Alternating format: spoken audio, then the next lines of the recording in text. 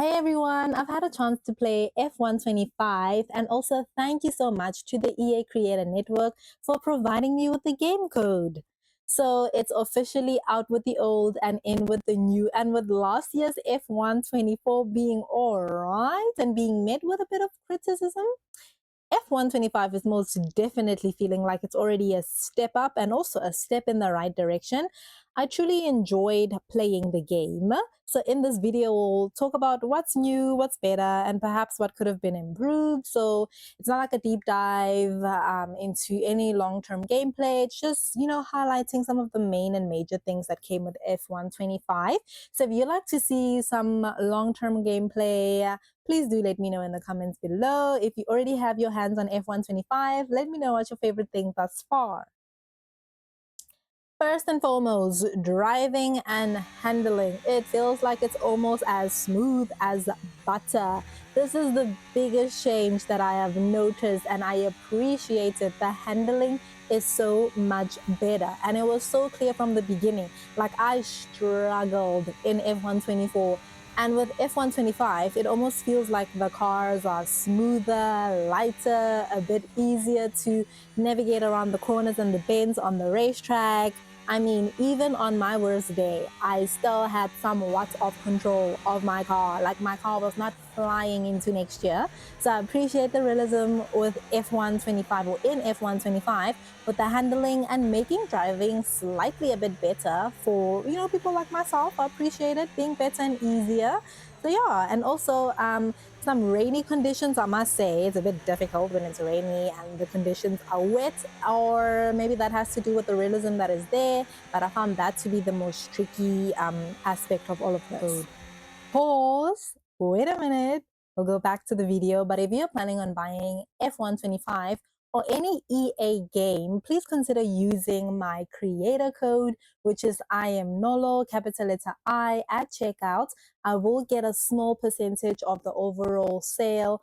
You will not get charged double. Nothing will affect the price. You will be literally just supporting me and my small channel. So if you consider buying any EA game, not today, anytime in the future, consider using checkout code I am Nolo, capital letter I. Mighty Mode 2.0. As a storyteller, I appreciate this mode. If you enjoy managing your team, oh my goodness, some effort was put into Mighty Mode. With F125, I mean, you can manage departments separately now. You can handle money. You can deal with your team's morale, and you can do so many things. It almost feels like you are building up your own little racing empire, which is super fun and detailed. So it's definitely a step from F124, and I appreciate the little things, and I feel like this might be, a step in the right direction for future titles as well. So I am still exploring Mighty Mode because there's just so much. But yeah, it's one of my favorite modes thus far. And speaking about favorite modes, Breaking Point 3. In Breaking Point, the first time you see a car, your car, alongside Ferrari, McLaren, Mercedes, that's what it's all about. The pun on a braking. It is back, and can we say that it is better than before? The gameplay has some story objectives, and there's also a new difficulty level.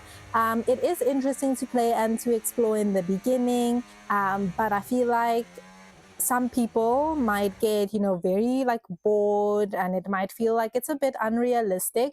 But as a storyteller or a story mode gal, this is something that I am, still enjoying. I'm still in my new game fever, enjoying everything that the game has to offer. So Breaking Point 3, I appreciate the fact that it is back.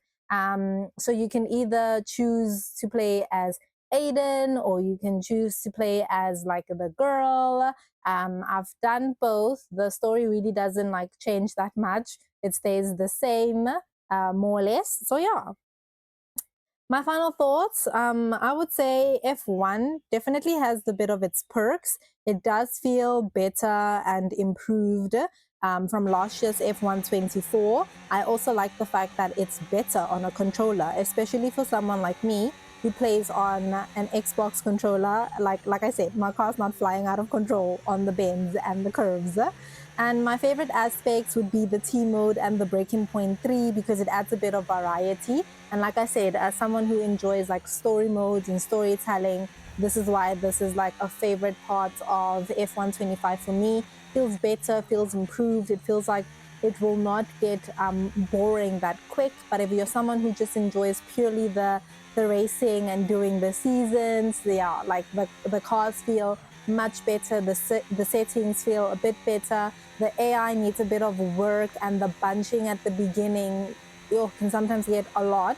But overall, it is better than last year's game.